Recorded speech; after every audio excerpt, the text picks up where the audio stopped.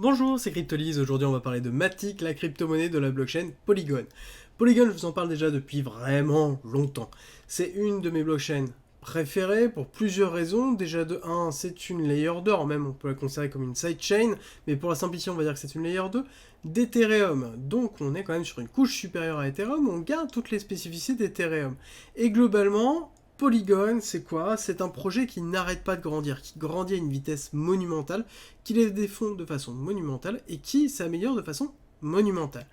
Il y a eu, ne serait-ce que l'année dernière, l'achat de sociétés spécialisées dans les ZK Rollup. Ils ont sorti Plonky 2 avec des taux de rapidité de transaction très très faibles. C'est une solution qui est hyper scalable à travers du sharding, qui repose sur la sécurité d'Ethereum et à côté, on a plein de nouvelles choses qui viennent s'agrémenter.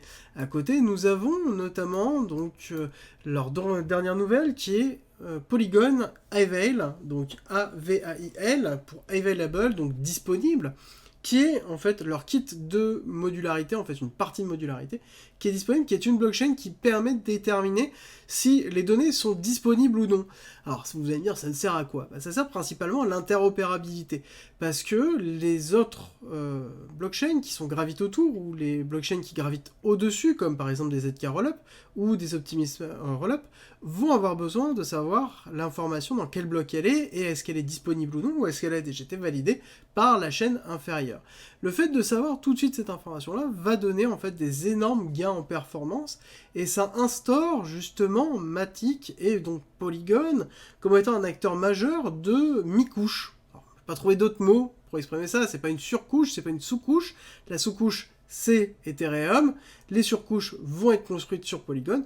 On va dire Polygon, c'est un peu le matelas en mousse qui est entre les deux, qui permet d'ajouter plein de nouvelles fonctionnalités à Ethereum et d'offrir tout un framework très très puissant pour pouvoir offrir plein de solutions.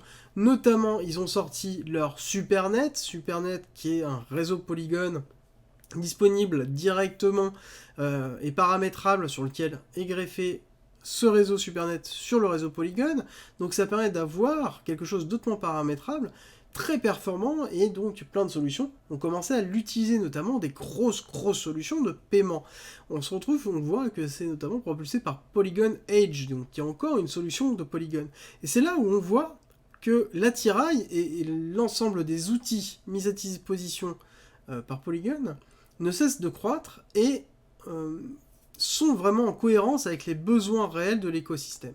Et même si on est dans une phase de correction massive, on voit qu'on a des investissements et des sorties de produits qui sont continuelles avec Polygon. Et là-dessus, je vais répondre tout de suite à la question de mais qu'est-ce qu'il arrivera à Polygon si jamais Ethereum 2 se termine, donc le passage en Proof of Stake d'Ethereum, il n'y a plus d'intérêt à avoir des Layer 2. Alors, c'est faux, déjà, tout simplement parce que le merge ne va pas résoudre les problématiques de frais et les problématiques de scalabilité, va diminuer, oui, leur importance, certainement, mais néanmoins ne va pas régler la problématique. On sera toujours sur quelque chose qui est beaucoup trop élevé pour avoir une notion de scalabilité très forte. Et le principe d'Ethereum, c'est conserver justement sa sécurité. À côté, Polygon, justement, va bénéficier du passage du merge, parce qu'on va se retrouver sur une sous-couche qui va être plus rapide, moins coûteux, et donc, forcément, Polygon, donc les surcouches d'Ethereum, vont en profiter, et surtout celles qui sont bien préparées. Ce qui est vraiment le cas de Polygon, en tout cas sur tout ce qu'on a pu voir, c'est ce qui est le plus intéressant. Si vous devez développer une application en EVM compatible, il est illogique de le faire ailleurs que sur Polygon, à moins que vous ayez des incentives ou des choses comme ça ailleurs, mais il n'y a aucun intérêt d'aller ailleurs. C'est une blockchain qui est interopérable, qui est prise en compte par toutes les layers 0 et toutes les layers 1 qui gèrent leur interopérabilité. C'est des coûts qui sont les plus faibles de la DeFi à l'heure actuelle. C'est un framework qui est complet, qui est vraiment complet. Il y a tout pour déployer une application, et facilement en plus. Donc, vraiment, là-dessus, Polygon fait quasiment un sans faute dessus. Alors oui, il y a des fois des problématiques de saturation, ce qui est logique avec toute solution de sharding et toutes solutions qui sont émergentes. On est encore, on n'oublie pas, dans la notion de développement, et quand on voit Plonky 2, Plonky 2, c'est 0,17 secondes de finalité. Pour une transaction, 0,17 secondes de finalité. Est-ce que ça va être mis en prod comme ça, à travers Polygon 0 ? on n'a pas encore trop d'informations. Là, c'était plus un test de rapidité, mais à voir comment ça va se donner. Mais je pense qu'on peut descendre de façon logique et surtout continue à des transactions inférieures à 1 seconde. Chose qui permettrait d'avoir la véritable notion d'instantanéité avec une validation derrière sur Ethereum, qui ne sera pas en 1 seconde, on est d'accord, mais donc une sécurité off-chain qui permettrait d'avoir sur la chain 0 une véritable sécurité. Donc pour moi, c'est quelque chose sur lequel, fondamentalement, je considère que ça fait partie des projets les plus solides pour un projet bull run, et c'est un des projets que je suis et que rejoins le Discord, c'est un lieu unique qui réunit toutes les informations sur l'investissement, le trading, la crypto-monnaie et la blockchain. Tu y trouveras notamment toutes nos annonces, une bibliothèque remplie d'informations mises à disposition gratuitement pour tout comprendre, des salons de discussion pour pouvoir progresser ensemble sur la crypto-monnaie, la blockchain, le minage, la fiscalité, la DeFi bien évidemment, et ensuite l'analyse technique avec la partie débutant, expert, sur les indices, sur même le trading en général.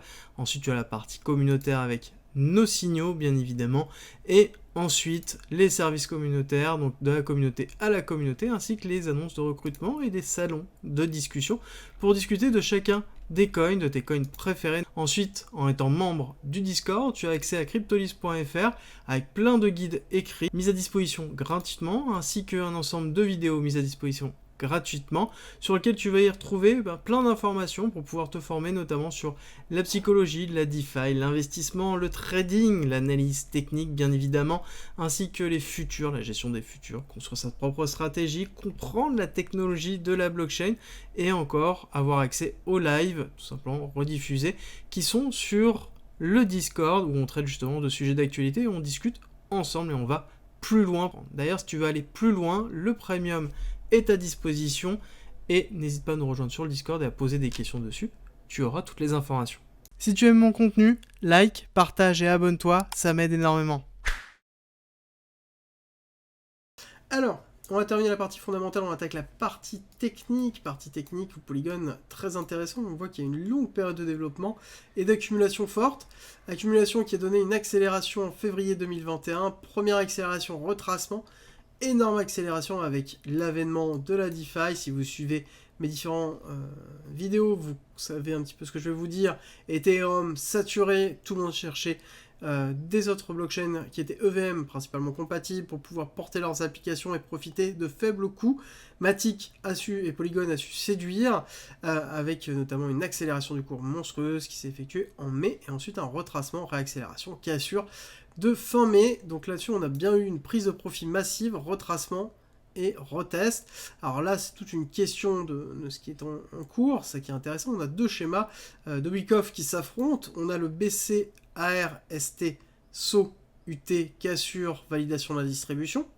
Ok, ça se tient tout à fait. Et nous avons à côté BC ARST, prise de liquidité du BC, réaccumulation. Donc nous sommes dans une réaccumulation de Wyckoff. Cassure SO avec cassure basse. Et nous sommes dans la cassure basse du SO, donc réaccumulation forte avec accélération du coup haussière pour un UT et potentiellement un UTA, donc deux nouveaux ATH qui peuvent attendre. Ce qui est intéressant de voir, c'est que lors de la première cassure, donc sur cette période de 2021, en juillet 2021, nous avons eu tout de suite une accélération haussière. Mi de l'été, on a eu une accélération qui s'est terminée jusqu'à décembre, fin 2021. On a eu un Matic qui a surperformé la chute du BTC. Ça, c'est vraiment important à retenir. On a un actif qui est solide. Derrière, on a eu en effet la cassure de janvier 2022 avec un gros break. Et ensuite, la cassure de l'UST. Et depuis, on a quand même quelque chose qui se met en place. Certes, on a eu une deuxième cassure qui s'est effectuée ici avec notamment la problématique de liquidité de Celsius, mais ce qui est logique étant que Polygon dépend d'Ethereum, donc si on a un projet, enfin en tout cas si on a une mise en cause d'Ethereum, on aura un Matic et un Polygon qui va être mis en cause. C'est obligatoire, c'est mandatory, donc si on a quelque chose qui impacte Ethereum, on va avoir un impact au niveau de Matic, ce qui est tout à fait normal. Donc là nous sommes dans notre phase baissière du saut, ce que l'on attend principalement c'est une accumulation, on commence à avoir des traits intéressants d'accumulation avec ici un PSI SCARST. Donc là, on est allé prendre la demande zone qui se trouve ici du PSI. On n'a pas pris la liquidité haute. J'aurais bien aimé qu'on aille chercher 0,75, mais il est possible qu'on y aille maintenant si jamais on n'a pas de cassure anticipée. on a un cours quand même qui est très fort. On voit qu'on a quand même quelque chose qui est assez bullish, avec des belles bougies, du beau volume, qui est structuré. Mais ce qui est normal, étant donné que la blockchain est quand même déjà énormément utilisée, il y a beaucoup de développements qui sont effectués dessus, et c'est une blockchain qui bouge déjà beaucoup, avec beaucoup d'annonces. Donc il est normal, contrairement à certaines qui font beaucoup de communication mais sortent assez peu de choses, là on se retrouve avec une communication qui est plutôt bien faite, et surtout derrière avec des envolées de production qui sont intéressantes. Donc en prolongation de tendance, nous avons atteint l'objectif 2, on a en tête et on le garde l'objectif de 272 qui pourrait se trouver un petit peu plus bas mais qui me semble vraiment très bas. Par contre, moi ce qui m'intéresserait ce serait la liquidité qui se trouverait ici, avec comme schéma classique, donc nous avons un psy, retracement du psy, SCARST, prise de liquidité du psy, donc soit un retest, soit prise de liquidité ici directement du niveau SC, soit prise de liquidité avec prise de liquidité ici, accélération haussière, break-off structure mineure, retest, départ. D'accord ? Accumulation classique pour partir sur un nouvel ATH, quelque chose de bullish, on n'oublie pas. En tout cas, c'est la partie fondamentale qui me dit ça, qui est confirmée en même temps par la partie technique et ce qui renforce mon biais dessus. Donc on a une schématique Elotiste de vague 1, vague 2 très profonde, mais encore, on a encore de la marge, hein, on n'oublie pas qu'on est parti très très bas. Et là nous sommes dans la vague 3, vague 3 à 1,618 qu'on attend à 4,6$, donc des belles perspectives pour notamment cet actif qui nous amènerait, si on l'a récupéré au point bas et qu'on fait un retest pour rentrer, 1300% sur quand même une layer 2 d'Ethereum, pour ne pas dire, pour moi en tout cas, la layer 2 d'Ethereum, même s'il y en a d'autres qui sont très intéressantes. Je considère que Polygon a quand même un train d'avance, ne serait-ce qu'en termes de financement. Hein. C'est une machine à sortir du financement Polygon, c'est impressionnant. Et donc forcément, ça veut dire qu'ils ont un développement qui est très puissant, et ils produisent, et surtout, ils sortent. Voilà, ils sortent des produits continuellement, et ça montre qu'il y a un dynamisme, qu'il y a une effervescence, et ça veut dire aussi que si on arrive sur un bull run, potentiellement on risque d'avoir des formes d'incentives très forts qui vont drainer globalement des use cases, et ça me paraîtrait tout à fait normal à l'heure actuelle. Merci d'être resté avec moi jusqu'au bout. Abonne-toi, partage si t'as aimé et rejoins-nous sur Discord. C'est avec plaisir qu'on t'accueillera. Et à très vite.